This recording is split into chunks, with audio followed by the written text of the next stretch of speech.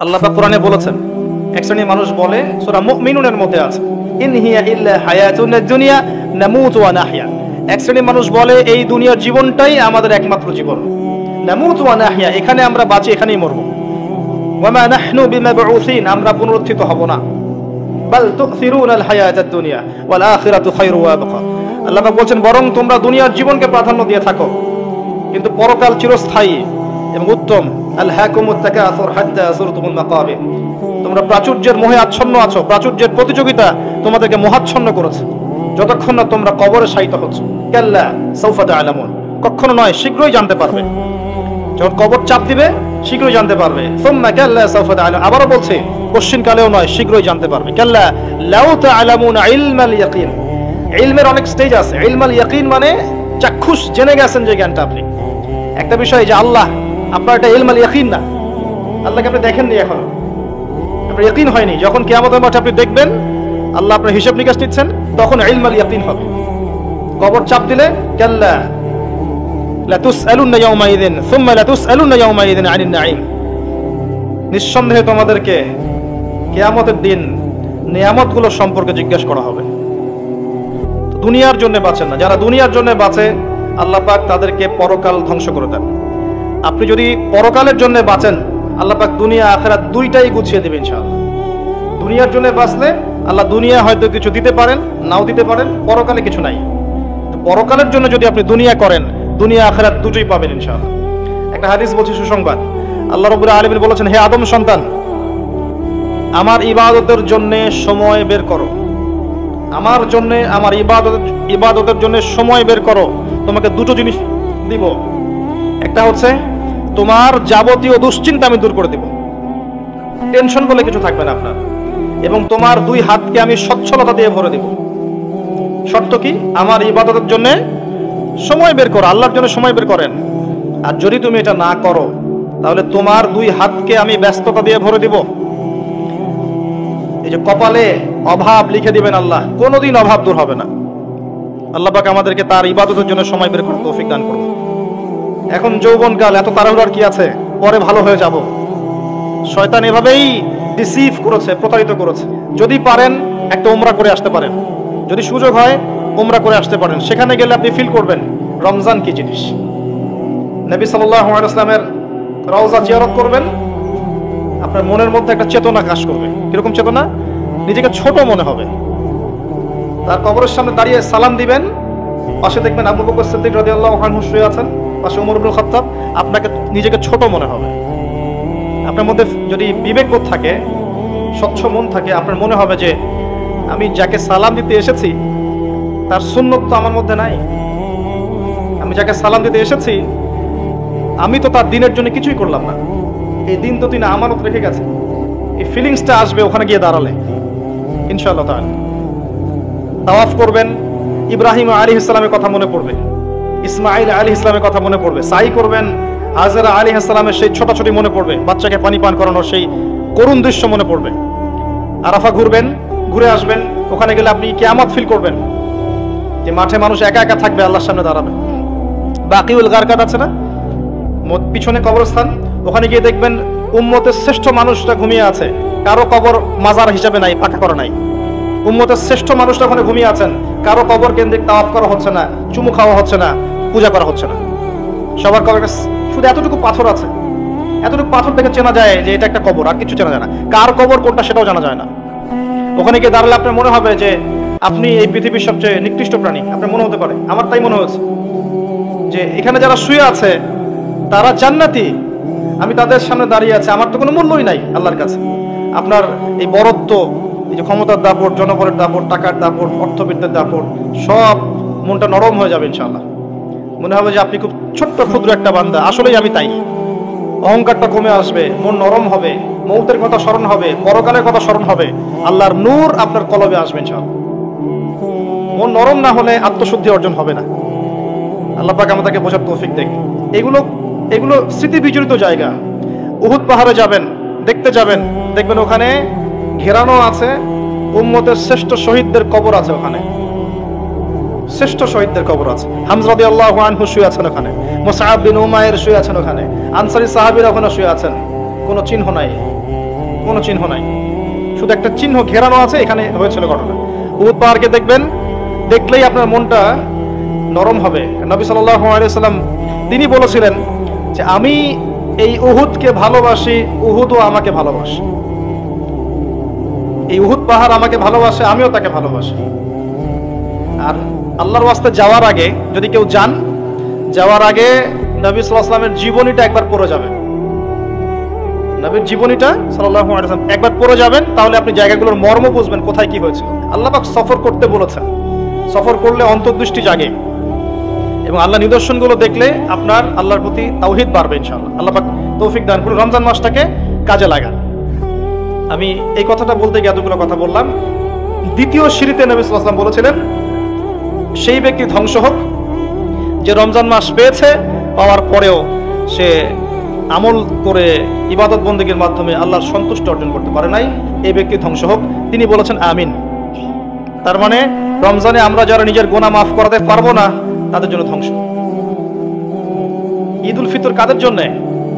যারা রমজান মাসটা কাজে লাগিয়েছে তাদের জন্যই। قد أفلح من تزكى وذكر اسم ربه فصلى। ঈদের সালাতে যারা গিয়েছে সারা মাস আত্মশুদ্ধি অর্জন করে, এদের জন্য ঈদের খুশি। লৌকিকতা ছেড়ে দেন। এই রমজান মাসে চেষ্টা করেন যে ইমাম সাহেব যারা আছেন, মুয়াজ্জিন যারা আছেন, সমাজের যে মানুষগুলো সত্যিকারের মিসকিন, এরা তো মানুষের কাছে অভাবের কথা বলতে পারে না, বিত্তবানদের উচিত তাদের দায়িত্ব নেওয়া, তাদের সমস্যাগুলো বোঝা। খেয়াল করে দেখবেন, দুনিয়ার ফাসেক, জালেম, মুনাফিক রমজান মাসে এমন দাপট দেখাবে ইসলামিক সোসাইটির মধ্যে, মনে হবে এরা কতই না বড় পরহেজগার। এই লৌকিকতাগুলো ছেড়ে দেন। আরেকটা বিষয় বলবো শুধু, এটা বলে আমি অন্য টপিকে যাচ্ছি। শুধুমাত্র খাওয়া আর পান করা এটা ছেড়ে দেওয়ার নামই কিন্তু রোজা নয়। যে রোজা রেখেছে মিথ্যা বলেছে, রোজা হবে না। রোজা রেখেছে কারো গীবত করেছে, রোজা ভেঙে যাবে। রোজা রেখেছে সুদ খাচ্ছে, জেনা করছে, বান্ধবীর সাথে ডেটিং করছে, পর্নোগ্রাফি দেখছে, আবার রোজা খুলেই দেখবেন বিড়িতে টান মারছে। ইফতারের দোয়া পড়ার সাথে সাথেই, নামাজটা খালি মাগরিবের পড়ার সাথে সাথেই সিগারেটের দোকানে ভিড়। কি শিখলেন রোজায় তাহলে? আবার অনেককে দেখবেন রোজা খোলার সময় দুনিয়ার সব খাবার নিয়ে বসেছে। মানে এই যে সারাদিন খাই নাই, উসুল করতে হবে না। এরকম করলে আত্মশুদ্ধি অর্জন হবে না। আল্লাহ পাক আমাদেরকে খাবার এবং পানীয়র সাথে সাথে আল্লাহর যাবতীয় হারাম ছেড়ে দেওয়ার তৌফিক দান করুন, আমিন। এভাবে রোজা রাখলে ইনশাআল্লাহ আমাদের রমজান মাস আল্লাহর কাছে কবুল হবে। আমরা দোয়া করি আল্লাহ যেন আমাদের সবাইকে রমজানের সুস্থতার সাথে পৌঁছে দেন এবং রমজানটাকে কাজে লাগানোর তৌফিক দান করেন। আল্লাহ পাক আমাদের আমলগুলো ওসিলায় আমাদেরকে যেন মাফ করে দেন, আমিন। তৃতীয় সিঁড়িতে নবী সাল্লাল্লাহু আলাইহি ওয়াসাল্লাম তখন বলছেন আমিন। সাহাবীরা বললেন, ইয়া রাসূলুল্লাহ, আপনি আমিন বললেন কেন? সাল্লাল্লাহু আলাইহি ওয়াসাল্লাম তিনি বলছেন, এই সময় জিবরাইল আলাইহিস সালাম আমাকে বলেছিলেন, সেই ব্যক্তি ধ্বংস হোক, সেই ব্যক্তি ধ্বংস হোক যার সামনে আমার নাম নেওয়া হয়েছে কিন্তু সে আমার নাম শুনে দরুদ পাঠ করে নাই। দরুদ পাঠ করে নাই। সবচেয়ে শ্রেষ্ঠ দরুদ কোনটা? দরুদে ইব্রাহিম, যেটা আমরা নামাজে পড়ি।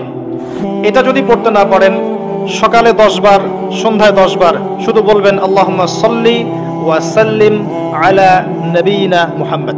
পারা যাবে? বলেন আল্লাহুম্মা সাল্লি ওয়া সাল্লিম আলা নবিয়িনা মুহাম্মদ। সনদ ঠিক আছে। এটা 10 বার সকালে, 10 বার সন্ধ্যায়। কি ফজিলত! নবী সাল্লাল্লাহু আলাইহি ওয়াসাল্লাম আপনার জন্য সুপারিশ করবেন ইনশাআল্লাহ। আরেকটা আছে, এটাও মনে না থাকে, আল্লাহুম্মা সাল্লি আলা মুহাম্মদ ওয়া সাল্লিম। পারা যাবে?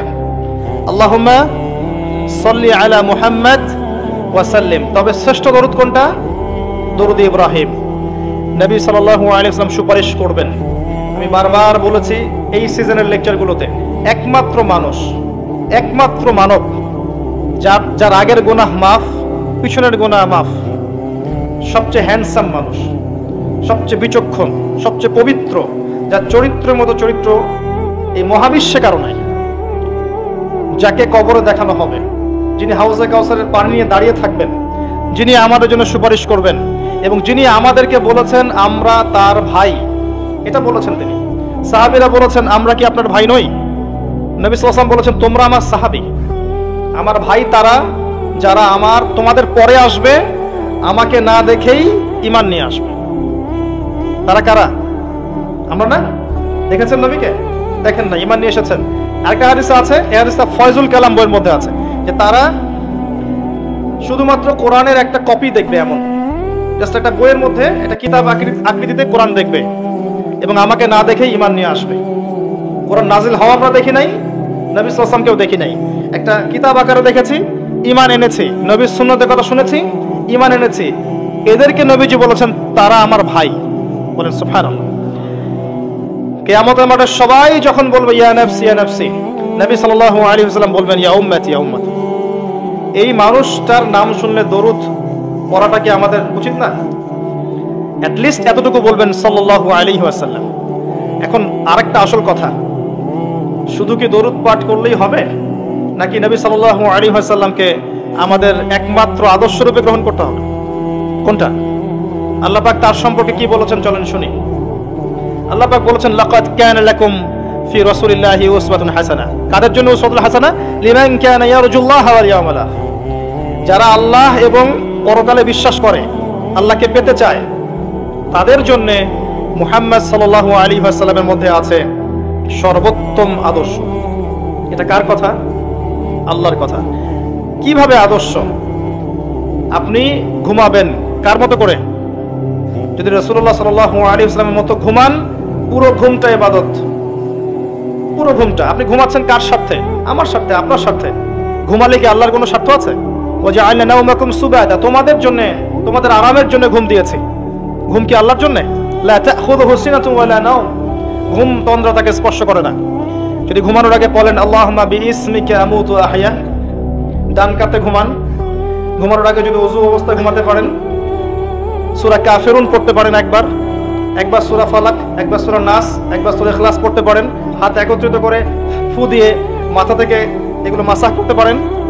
আয়াতুল কুরসি একবার পড়তে পারেন, আর সূরা বাকারার শেষের 3টা আয়াত পড়তে পারেন। সারা রাত নফল পড়লে যে নেকিটা পেতেন ঘুমের মধ্যে পেয়ে যাবেন ইনশাআল্লাহ। এবং পুরো ঘুমটা আপনার ইবাদত। কেন? কারণ আপনি মুহাম্মদ সাল্লাল্লাহু আলাইহি ওয়াসাল্লামের মতো ঘুমিয়েছেন। উঠলেন, সালাতে যাচ্ছেন, নামাজটা কি নিজের মতো করে পড়বেন না তার মতো করে পড়বেন? নবী সাল্লাল্লাহু আলাইহি ওয়াসাল্লামের মতো করে নামাজ পড়েন। নিজের মতো নামাজ মানে 3G 4G নামাজ, ডিজিটাল নামাজ। মানে নামাজ 2 রাকাত 2 মিনিট, 4 রাকাত 4 মিনিট, এটা ডিজিটাল নামাজ। জায়েজ আর সুন্নতের মধ্যে পার্থক্য আছে। একটা বিষয় জায়েজ করলে হয়ে গেল, আদায় হয়ে গেল। ওযু করার সময় কুলি করা কি ফরজ?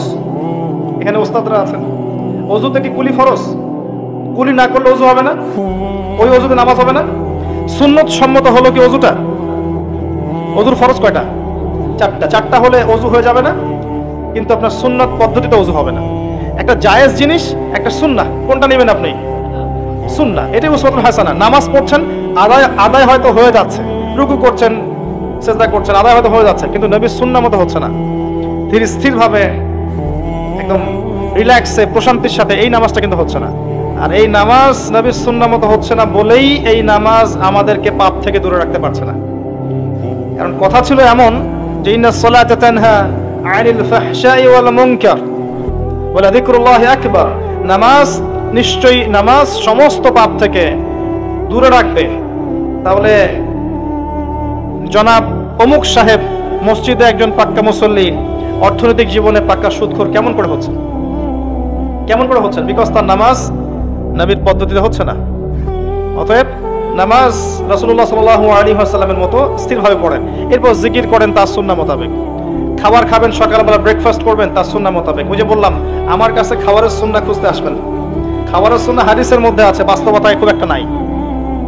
বাস্তবতায় খাবারের সুন্নাহ খুব একটা নাই। কিছু কিছু বিষয় আছে কোরআন হাদিসে আছে বটে, বাস্তবতায় এগুলো খুব একটা পাবেন না। কোরআন সুন্নাহে আছে বটে, বাস্তবতায় খুব একটা পাবেন না। এখন খাবারের সুন্নাহটা এমন হয়ে গেছে অনেকটা। তারপরে দেখবেন আপনি পোশাক পরছেন, কার সুন্নাহ মতো পড়বেন? পোশাক পরার সময় তার মতো করে দোয়া পড়ে পড়বেন। বাথরুমে যাবেন, ইস্তেঞ্জা করবেন, কার সুন্নাহ মোতাবেক করবেন। এরপরে আপনি ব্যবসায় যাবেন, চাকরিতে যাবেন, দায়িত্ব পালন করতে যাবেন, পড়াশোনা করতে যাবেন, পরিবারের কাছে ফিরে আসবেন। এই প্রতিটা কাজে কার সুন্নাহ ফলো করবেন? যদি নবী সাল্লাল্লাহু আলাইহি ওয়াসাল্লামের সুন্নাহ ফলো করতে পারেন, আপনার পুরো জীবনটাই হবে ইবাদত ইনশাআল্লাহ তাআলা। এটাই হচ্ছে সেই আয়াতের ব্যাখ্যা। আল্লাহ পাক যেখানে বলেছেন ওয়ামা খালাকতুল জিন্না ওয়াল ইনসা ইল্লা লিয়াবুদুন, আমি মানুষ এবং জিনকে শুধুমাত্র আমার ইবাদত করার জন্যই সৃষ্টি করেছি। প্রতিটা কাজ ইবাদত হিসেবে গণ্য হবে যদি কাজগুলো নবী সাল্লাল্লাহু আলাইহি ওয়াসাল্লামের সুন্নাহ মতো হয়, অন্যথায় আল্লাহর কাছে কবুল হবে না।